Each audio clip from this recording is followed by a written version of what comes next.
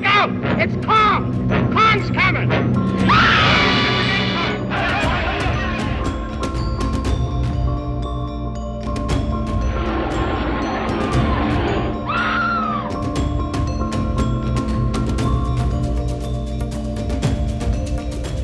Ladies and gentlemen. Vous écoutez Close-Up Dramatique, le balado sur les actrices de l'âge d'or d'Hollywood.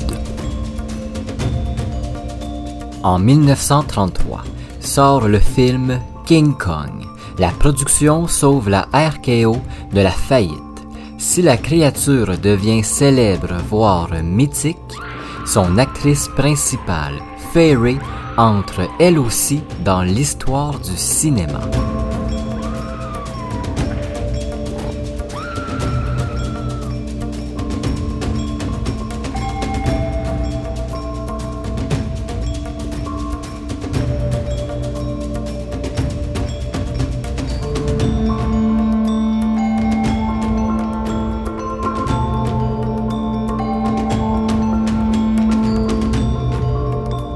Jason Duval avec vous pour ce nouvel épisode de Close-Up Dramatique. Épisode peut-être plus court aujourd'hui, mais pas moins intéressant. Je vous parle de Fay Wray et du tournage de King Kong. Rien de spectaculaire, pas d'accident majeur comme pour le Magicien d'Oz par exemple, mais c'est quand même intéressant d'en parler parce que ça va marquer l'histoire du cinéma. Fay Wray va devenir la première Scream Queen du cinéma avec son cri strident dans le film. Et un peu grâce à Fay Wray, King Kong va devenir l'une des franchises les plus populaires et iconiques du cinéma, non seulement américain, mais aussi mondial. Depuis le film original en 1933, on compte plus d'une douzaine de films de King Kong. Là, je compte pas toutes les adaptations asiatiques qu'il y a eu dans les années 70, plus ou moins de qualité, et autres productions un peu bizarres ou carrément destinées à un public 18 ans et plus. Genre Kinky Kong où Fanny Sparrow vole un jouet pour adultes dans une jungle étrange. De là, elle se fait poursuivre par une mystérieuse créature qui ressemble à King Kong, qui va lui faire vivre toutes que des péripéties. Aujourd'hui, je vous parle vraiment de Fay Wray et du King Kong original. Mais avant tout ça, où était l'actrice dans sa carrière en 1933? Quand les années 30 arrivent, Fay Wray est une actrice qui est déjà bien connue du grand public et qui a beaucoup d'expérience. Fay a mis un certain temps avant de devenir une star. Ça lui a pris environ 3 ans, ce qui est quand même pas mal plus quand on pense à Marlène Dietrich, Greta Garbo, Bette Davis qui, dès leur début, ont connu un beau succès. Fay commence sa carrière aux alentours de 1923, mais c'est pas avant 1926 qu'elle obtient son premier rôle important. Et là, je le mets entre guillemets parce que important, plus ou moins. En cette année 1926, elle joue dans The Wedding March, où elle apparaît en tant que premier rôle féminin. C'est son premier rôle d'importance, première production majeure avec un budget qui est pas énorme, mais presque. Malheureusement, le film sera un échec lamentable, autant auprès du public que chez les critiques. Une entrée dans les grands films ratée pour l'actrice. Jusqu'aux années 30. Donc, elle va apparaître surtout dans des films muets à petit budget où elle reçoit plus ou moins de bonnes critiques. Si le nom et le visage de Fay Wray sont connus, c'est surtout parce qu'elle est très jolie, très charismatique et surtout parce qu'elle tourne beaucoup. Elle est à chaque jour sur les plateaux. Heureusement pour Fay, le parlant va lui donner un énorme coup de pouce parce qu'elle réalise l'une des plus belles transitions. Elle a une voix magnifique, le type de voix très claire, très belle, qu'on recherche au début du parlant. Et en plus, sa diction est presque irréprochable. Dès ses débuts au parlant, Fay Wray devient l'une des actrices de prédilection pour les films d'horreur ou qui se rapprochent de la science-fiction. Elle est engagée auprès de la RKO qui, eux aussi, vont lui donner de beaux scénarios et de beaux projets. En 1932, elle apparaît dans Dr. X, qui sera son plus beau succès jusque-là. Mais au loin, on entend un rugissement. Fairy est sur le point de rencontrer la bête qui fera d'elle une Scream Queen.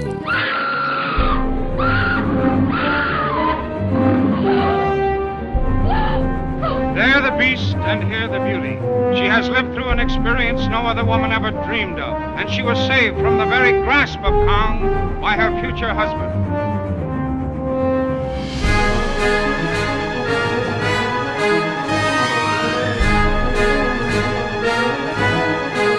Hey, look out! It's Kong! Kong's coming!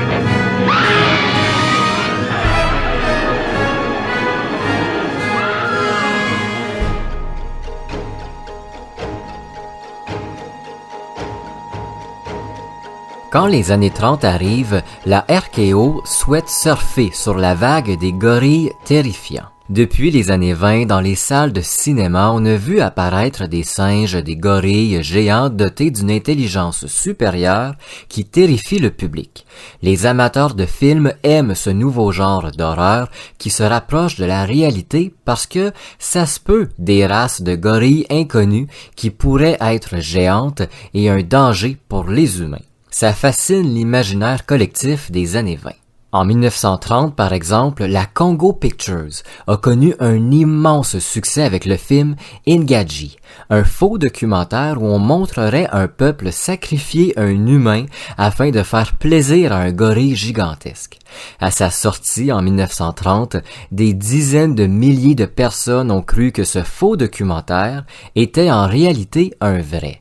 Je vous laisse imaginer la peur que ça a provoqué dans certaines communautés. Aujourd'hui, Ingagi est considéré comme l'un des films les plus marquants des années 30. La RKO veut vraiment surfer sur cette mode, sur ce type d'horreur qui relie l'humain au monde des primates.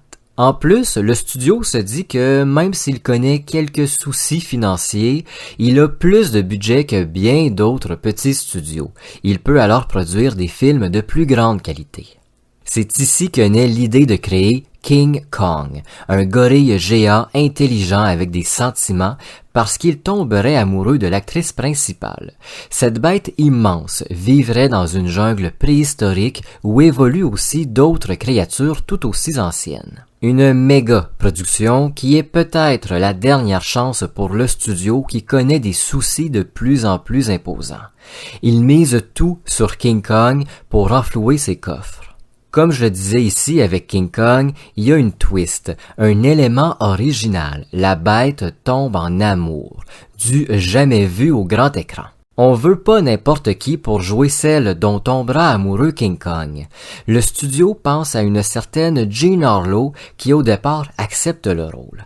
En 32-33, Jean est l'une des vedettes montantes les plus connues du monde. Ses films font des profits immenses et son image commence à être de plus en plus populaire. Mais elle signe entre-temps avec la MGM, qui ajoute une clause de non-emprunt, ce qui signifie que l'actrice ne peut pas être prêtée à la RKO. Un peu déçu, le studio doit se trouver un nouveau visage. C'est ici qu'arrive Fairy, qui est déjà une actrice du studio avec une très belle notoriété.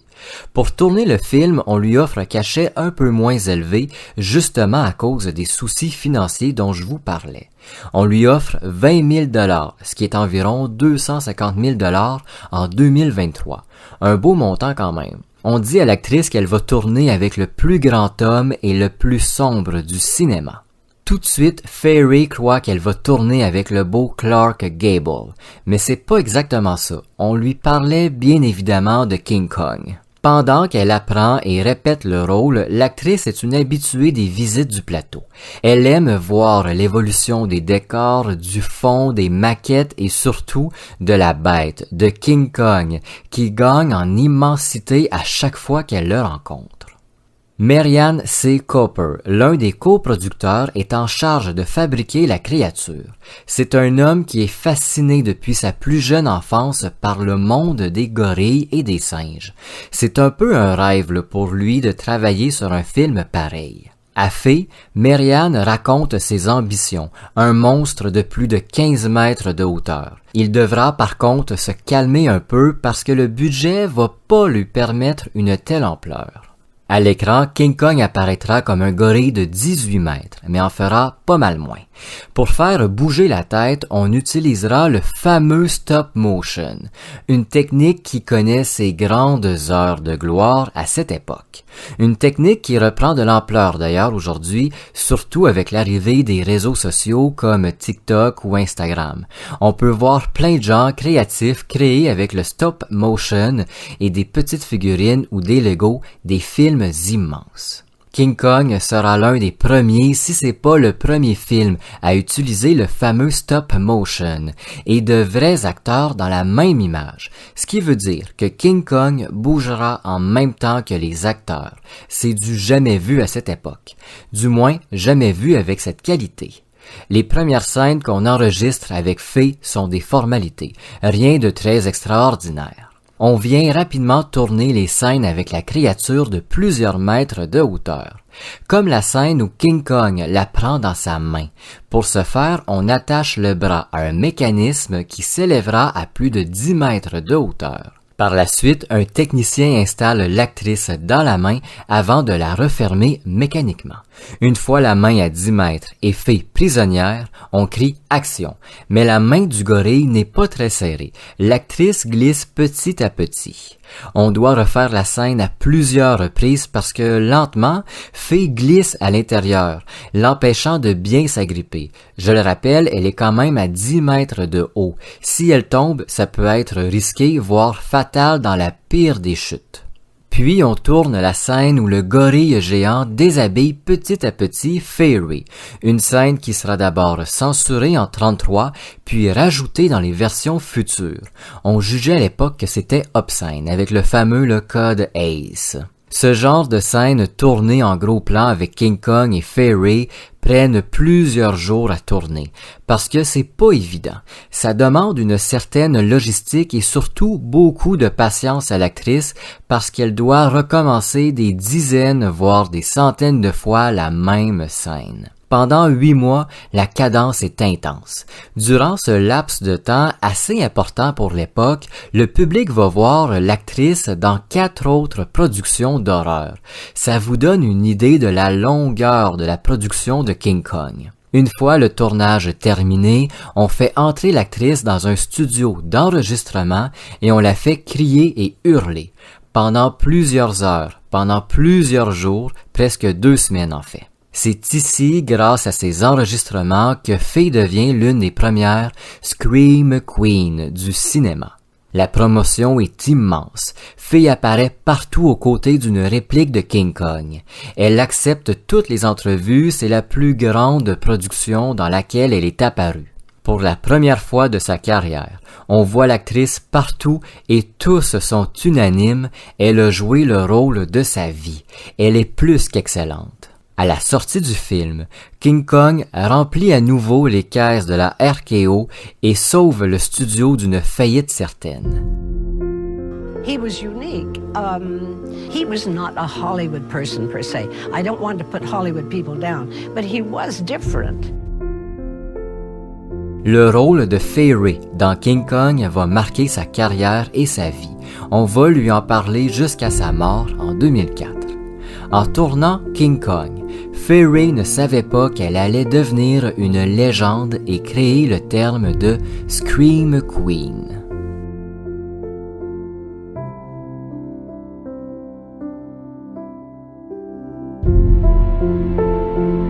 Merci d'avoir écouté Close-Up Dramatique. Si vous le voulez, vous pouvez laisser une note à cet épisode ou même au balado, peu importe la plateforme d'écoute.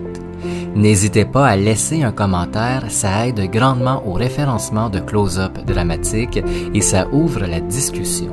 On se retrouve très bientôt pour un nouvel épisode.